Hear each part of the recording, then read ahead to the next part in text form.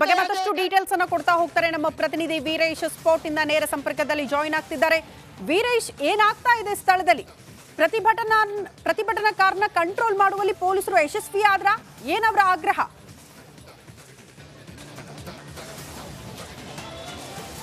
ಶ್ರುತಿ, CM ಸ್ಥಾನಕ್ಕೆ ರಾಜೀನಾಮೆ ಕೊಡಬೇಕಂತೇನೋ ಒಂದು ಕಡೆ ಬಿಜೆಪಿ ಅವರು ಇವತ್ತು ದೊಡ್ಡ ಮಟ್ಟದಲ್ಲಿ ಆ ಪ್ರತಿಭಟನೆ ಮಾಡಿ ಸಿಎಂ ಮನೆಗೆ ಮುತ್ತಿಗೆ ಹಾಕಲು ಮುಂದಾದಾಗ ಕೆಕೆ ಗೆಸ್ಟ್ ಹೌಸ್ನಲ್ಲಿ ಈಗ ಪ್ರತಿಭಟನಾಕಾರನ ವಶಕ್ಕೆ ಪಡೆದುಕೊಂಡು, ಅಂದರೆ BMTC ಬಸ್ನಲ್ಲಿ ವಶಕ್ಕೆ ಪಡಿಸಿಕೊಂಡು ಅವ್ರನ್ನ ಕರೆದುಕೊಂಡು ಹೋಗಿದ್ದಾರೆ. ಹೀಗಾಗಿ ಇಲ್ಲಿ ನೋಡ್ತಿರ್ಬೋದು ಬಿಗುವಿನ ವಾತಾವರಣ ಇದೆ. ಯಾಕಂದರೆ ಪಕ್ಕದಲ್ಲಿ ಸಿಎಂ ಕಾವೇರಿ ನಿವಾಸ ಇದೆ. ಹೀಗಾಗಿ ಅಲ್ಲಿಗೆ ಮುತ್ತಿಗೆ ಹಾಕದಂತೆ ಇದೀಗ ಕೆಕೆ ಗೆಸ್ಟ್ ಹೌಸ್ನಲ್ಲಿ ತಂದು ಏನೋ ಅವ್ರನ್ನ ಗೇಟ್ ಲಾಕ್ ಮಾಡಿ ವಶಕ್ಕೆ ಪಡಿಸಿಕೊಂಡಿದ್ದಾರೆ. ಹೀಗಾಗಿ ಪೊಲೀಸ್ ನಿಯೋಜನೆ ಬಂದೋಬಸ್ತ್ ಜೋರಾಗಿದೆ. ಯಾಕಂದರೆ ಮತ್ತೆ ಪ್ರತಿಭಟನಾಕಾರರು ಬರಬಹುದು, ಮತ್ತೆ ಪ್ರತಿಭಟನೆ ಮಾಡಬಹುದು ಮತ್ತು ಸಿಎಂ ಮನೆಗೆ ಮುತ್ತಿಗೆ ಹಾಕಬಹುದು ಎಂಬ ಕಾರಣಕ್ಕೆ ಖುದ್ದು DCP ಅವರು ಸ್ಥಳದಲ್ಲಿ ಬಂದಿದ್ದಾರೆ.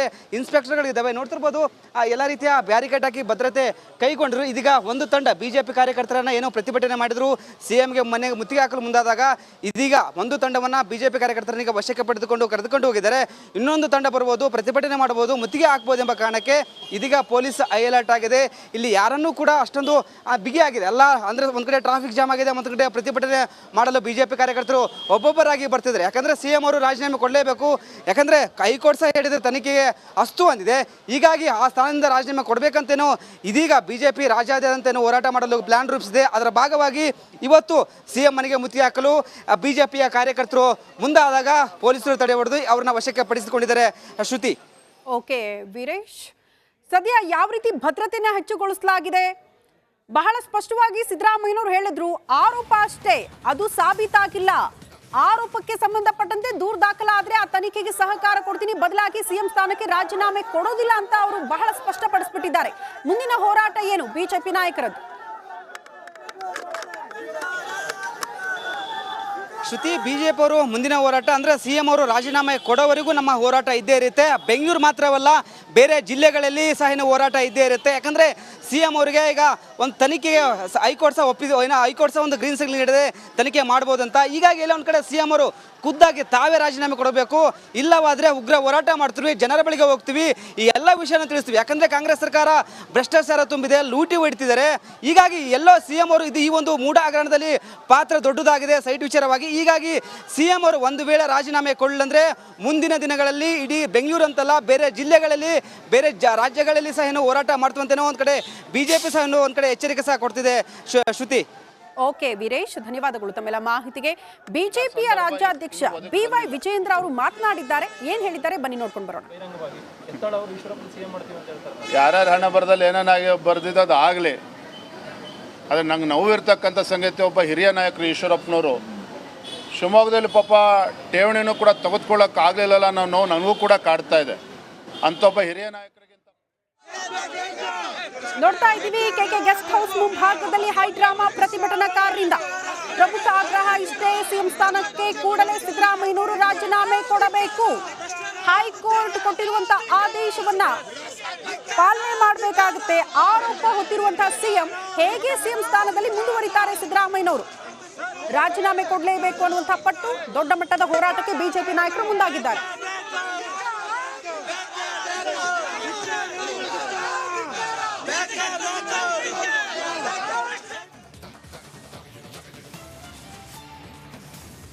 ಸಹಜವಾಗಿ ಸಿಎಂ ಸಿದ್ದರಾಮಯ್ಯನವರಿಗೆ ಸಂಕಷ್ಟದ ಮೇಲೆ ಸಂಕಷ್ಟ ಎದುರಾಗ್ತಾ ಇದೆ. ಹೈಕೋರ್ಟ್ನ ಆದೇಶಕ್ಕಾಗಿ ಕಾಯ್ತಾ ಇದ್ರು. ನಿನ್ನೆ ಹೈಕೋರ್ಟ್ ಕೂಡ ಆದೇಶ ಕೊಟ್ಟಾಯ್ತು, ರಾಜ್ಯಪಾಲರ ಆದೇಶವನ್ನ ಎತ್ತಿ ಹಿಡಿತು.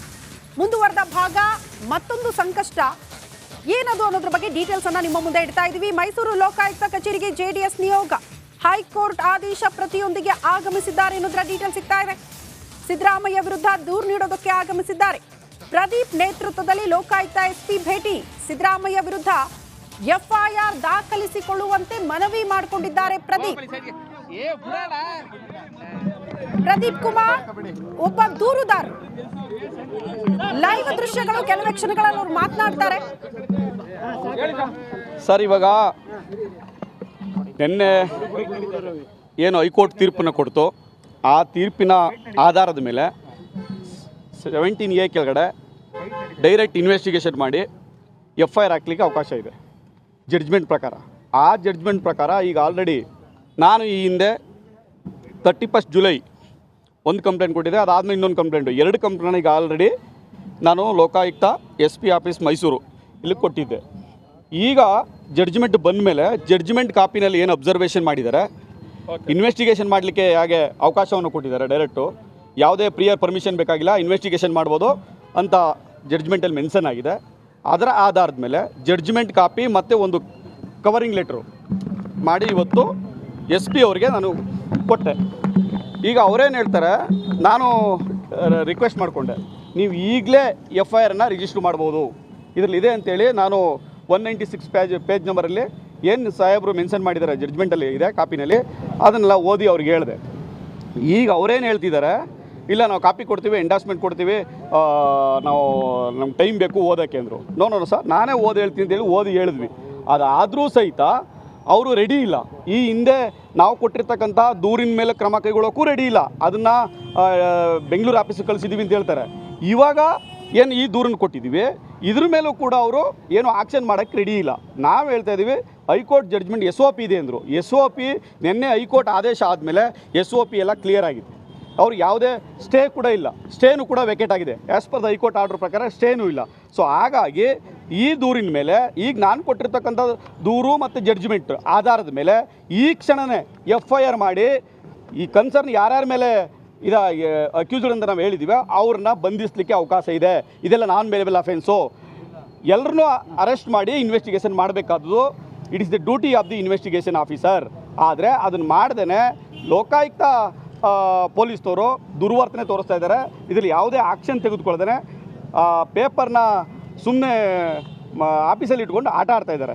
ಇದು ಮುಖ್ಯಮಂತ್ರಿಗಳ ಕೈ ಕೆಳಗೆ ಇವರು ಕೆಲಸ ಮಾಡ್ತಾ ಇದ್ದಾರೋ ಅಂತ ನಮಗೆ ಡೌಟ್ ಬರ್ತಾ ಇದೆ. ಅವರ ಆದೇಶದಂತೆ ಕೆಲಸ ಮಾಡ್ತಾ ಇರ್ಬೋದು ಅಂತ ಅನಿಸ್ತಾ ಇದೆ. ಈಗ ಜನಪ್ರತಿನಿಧಿಗಳ ನ್ಯಾಯಾಲಯದಲ್ಲಿರುವಂತಹ ಪ್ರಕರಣಕ್ಕೂ ತಾವು ನೀಡಿರುವಂತಹ ದೂರಿಗೂ ಬೇರೆ ಬೇರೆ ಸಂಬಂಧ, ಅದಕ್ಕೂ ಇದಕ್ಕೂ ಸಂಬಂಧ ಇಲ್ಲ. ಯಾಕೆ ಸಂಬಂಧ ಇಲ್ಲ ಅಂತಂದರೆ, ಈ ಜಡ್ಜ್ಮೆಂಟಲ್ಲಿ 17A ಕೆಳಗಡೆ ಡೈರೆಕ್ಟ್ ಇನ್ವೆಸ್ಟಿಗೇಷನ್ ಮಾಡಲಿಕ್ಕೆ ಇನ್ವೆಸ್ಟಿಗೇಷನ್ ಆಫೀಸರ್ಗೆ ಅವಕಾಶ ಇದೆ ಅಂತೇಳಿ ಅದರಲ್ಲಿ ಮೆನ್ಷನ್ ಮಾಡಿದ್ದಾರೆ. ಹಾಗಾಗಿ ಇದು ಯಾವುದೇ ಕೋರ್ಟ್ನ ಪ್ರಿಯರ್ ಪರ್ಮಿಷನ್ ಅವಶ್ಯಕತೆ ಇಲ್ಲ ಅಂತಲೂ ಕೂಡ ಅದ್ರಲ್ಲಿ ಬರೆದಿದೆ ಜಡ್ಜ್ಮೆಂಟಲ್ಲಿ. ಹಂಗಾಗಿ ಯಾವುದೇ ಕೋರ್ಟ್ನ ಪ್ರಿಯರ್ ಪರ್ಮಿಷನ್ ಅವಶ್ಯಕತೆ ಇಲ್ಲ, PCRನ ಅವಶ್ಯಕತೆ ಇಲ್ಲ. ಡೈರೆಕ್ಟಾಗಿ ಇವರೇ ಇನ್ವೆಸ್ಟಿಗೇಷನ್ ಮಾಡ್ಬೋದು ಆಸ್ ಪರ್ ಜಡ್ಜ್ಮೆಂಟ್ ಪ್ರಕಾರ. ಹಾಗಾಗಿ ಅವ್ರಿಗೆ ಇದ್ದಂಥ SOP ಇದ್ದಂತಹ ಮತ್ತು ಸ್ಟೇ ಇದ್ದಂಥ ಕಾರಣದಿಂದ ತಡೆಯಾಗಿತ್ತು. ಈಗ ಎಲ್ಲ ಅಡೆತಡೆಗಳು ಗೊಂದಲ ನಿವಾರಣೆ ಆಗಿದೆ. ಇವರು ಈಗ ಇಮ್ಮಿಡಿಯೇಟಾಗಿ ನಾವು ಕೊಟ್ಟಿರ್ತಕ್ಕಂಥ ಹಳೆ ದೂರು ಮತ್ತು ಇವತ್ತು ಕೊಡ್ತಾ ಇರ್ತಕ್ಕಂಥ ಪ್ರೆಸ್ ದೂರಿನ ಆಧಾರದ ಮೇಲೆ ಮತ್ತು ಜಡ್ಜ್ಮೆಂಟ್ನ ಆಧಾರದ ಮೇಲೆ FIRನ ಮಾಡಿ ಇನ್ವೆಸ್ಟಿಗೇಷನ್ನ ಮಾಡಬೇಕು.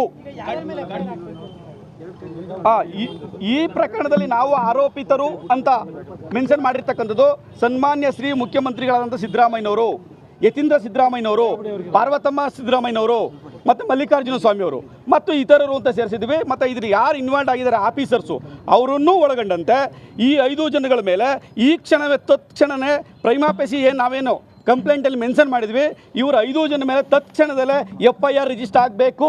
ಈ ಕ್ಷಣದಲ್ಲೇ ರಿಜಿಸ್ಟರ್ ಮಾಡಿ ಇವರು ಇನ್ವೆಸ್ಟಿಗೇಷನ್ ಸ್ಟಾರ್ಟ್ ಮಾಡಬೇಕು. ಯಾವುದೇ ದೂರನ್ನು ಕೊಟ್ಟಾಗ ನಾನು ಓದ್ತೀನಿ ನೋಡ್ತೀನಿ ಅಂತ ಆರಿಕೆ ಉತ್ತರ ಕೊಡ್ತಕ್ಕಂಥದ್ದು ಸಮಂಜಸವಾದದ್ದಲ್ಲ. ಯಾವುದೇ ಸ್ಟೇಷನ್ ಇರ್ಬೋದು, ನಾವು ಒಂದು ದೂರನ್ನು ಕೊಟ್ಟರೆ ಆ ದೂರಿನ ಮೇಲೆ ಇಮಿಡಿಯೇಟಾಗಿ ಕ್ರಮ ಕೈಗೊಳ್ಳಬೇಕಾದದ್ದು ಸ್ಟೇಷನ್ ಆಫೀಸರ್ನ ಕೆಲಸ. ಆ ಕೆಲಸವನ್ನು ಮಾಡದೆ ರಾಜಕೀಯ ಒತ್ತಡಕ್ಕೆ ಒಳಗಾಗಿದ್ದಾರೆ. ಇದ್ರ ಮೇಲೆ ಈ ಆಕ್ಷನ್ ಮೇಲೆ ಅದಕ್ಕೋಸ್ಕರನೇ ಬಂದಿರೋದು. ಇದ್ರ ಮೇಲೆ ನಾವು ರಿಟ್ ಹಾಕಿ ಡೈರೆಕ್ಷನ್ ಕೊಡಿಸ್ತೀವಿ. ನ್ಯಾಯಾಲಯದ ಕಂಪ್ಲೇಂಟ್ ರಿಸೀವ್ ಮಾಡಿದ್ದಾರೆ, ಕಂಪ್ಲೇಂಟ್ ಕಾಪಿ ಎಂಡಾಸ್ಮೆಂಟ್ ಕೊಟ್ಟಿದ್ದಾರೆ. ಆದರೆ ನನಗೆ ಅಕ್ನಾಲ್ಜ್ಮೆಂಟ್ ಕೊಟ್ಟಿದ್ದಾರೆ, ಅದಕ್ಕೆ ಯಾವುದೇ ಎಂಡಾಸ್ಮೆಂಟ್ ಕೊಟ್ಟಿಲ್ಲ. ಈ ಹಿಂದೆ ನಾನು ಕೊಟ್ಟಂತ 2 ದೂರುಗಳಿಗೂ ಕೂಡ ಎಂಡಾಸ್ಮೆಂಟ್ ಕೊಟ್ಟಿಲ್ಲ, ಜಸ್ಟ್ ಅಕ್ನಾಲ್ಜ್ಮೆಂಟ್ ಕೊಟ್ಟಿದ್ದಾರೆ. ರಿಸೀವ್ಡ್ ಅಂತ ಅಕ್ನಾಲ್ಜ್ಮೆಂಟ್ ಕೊಟ್ಟಿದ್ದಾರೆ ಹೊರತು ಯಾವುದೇ ಆಕ್ಷನ್ ತಗೊಂಡಿಲ್ಲ.